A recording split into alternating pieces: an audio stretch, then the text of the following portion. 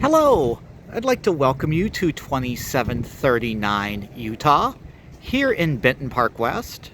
We're just a block north of Cherokee and a couple blocks over from Jefferson. So this is a 2,500-ish square foot townhome which is the right side of this building. It was originally built as a four-family, and as you can see, it's been split into two really good-sized townhomes. If we look up at the top, you can see some of the original amazing brick detailing that was used on these. So you can see some of the intricate brickwork. And then the archways over the doors. Two different colors of brick has been used here. And as we come up to the front door, we have genuine marble steps, which are not something that's done anymore. It wasn't thought of as anything special at the time, but nowadays it's something that's really unusual. Looking at this entryway, we have paneled walls and a double door because, again, once upon a time, this was a four-family. Let me come inside and adjust for the light. You can see we have very tall ceilings. Where I'm standing here in the foyer would have initially been a wall in between these two doors and a staircase going upstairs. What I find really unique, though, is that in spite of having the floor plan completely reconfigured, the original wood flooring with all of its history has been kept and patched in with flooring that looks very similar in places, so that it's hard to see what was original and what was matched in. So here we have one large open plan living area. Again, at the front we have updated new windows, and all over the building actually. Exposed brick. The remnants, or the ghost, you would say, of the fireplace, back when fireplaces were used for heat.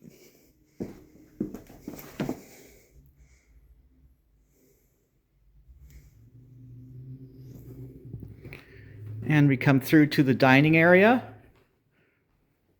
And then over to the kitchen. I really like this style of kitchen. It separates the living space out into two distinct areas, even though it's one open space. The use of the pantry on the right and refrigerator cabinet on the left give a balanced view to the kitchen as well, make it look quite cohesive as a unit. Shaker cabinets, quartz countertop, and of course we have a bar here, an island rather, with the sink and dishwasher. So really practical there. And then the other thing, being in the middle of the room, it allows the kitchen to make use of the space, which is also where the stairs are and the walkway. So that's really important. And then sections off this rear section, which is a family room area. So again, it's all one room, so that's good for entertaining, but we do have this spare section here. I love the exposed brick everywhere. Then coming outside, I think on the channel this is the first one of these I've seen, so I want to point it out. We have obviously a new deck coming out here. And then in the back, we have what's called a city carport. These are a St. Louis city phenomenon, and they may exist in other areas. I haven't seen them anywhere except here in St. Louis. But they're, from the alley side, it looks like a garage. You have full privacy and security with having a full wall there and the garage door. However, from the house side, it's open. So it first of all gives you the visual feeling that your yard is bigger when you're in here, and it serves two purposes. Right now, obviously, it could be used for parking, or if you're entertaining, you could bring picnic tables out here, chairs and such, and use it as an extra entertaining space, a gazebo basically. Looking at the rear of the house, you can see the stem wall runs all the way through it. So these are not necessarily townhomes per se, as separate homes that share a firewall in between. So both of these sides of the property stand individually. I'll show you what I mean as we come down into the basement here. So going downstairs, we come through the kitchen, and what you'll see on my left is the wall that separates both sides of this building. So you can see that this is a stone foundation wall, and it's unique that they've taken the plaster off the brick so we can see that, and a proper brick wall that separates both. So these are two separate houses. They're not, like a townhome that's built where each one relies on the structure of the other building. Basement's just a basement, stone foundation, but lots of extra living space that you could use if you wanted to finish, because we do have a decent ceiling height, and we also have stairs that have a decent pitch, so you're not feeling like you're climbing a ladder. Coming up, we have the main staircase to the second floor.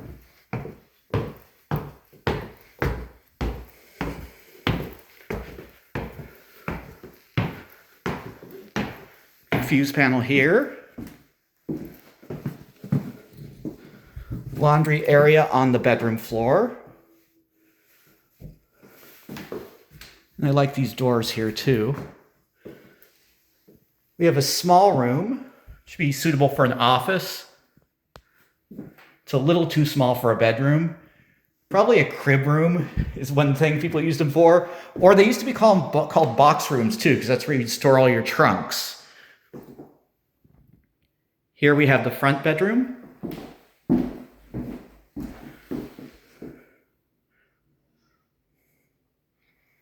Nice closet there. Middle bedroom. Like the exposed brick in this one.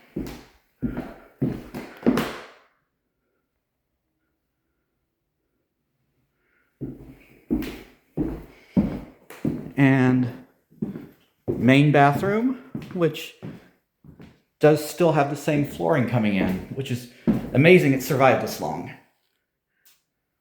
It's 120 some odd years of flooring. Nice tile. Obviously, vanity and toilet. And space for more in there. If you want to add some more storage, that can be done. Now we're coming back to the owner's suite.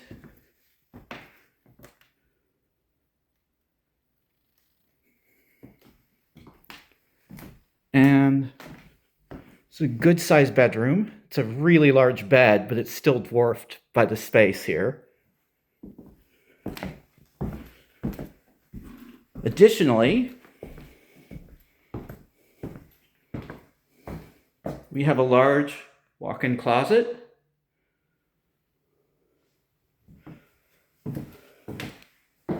And a bathroom with an absolutely gigantic shower. This is a multi-person shower, or just very luxurious.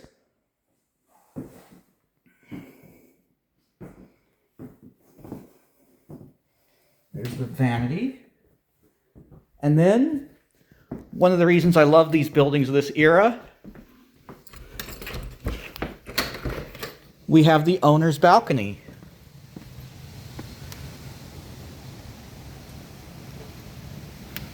And then looking over,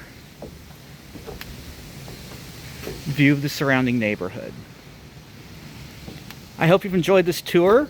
Please remember to like and subscribe, and let us know if there's other types of properties you'd like to see. Thank you.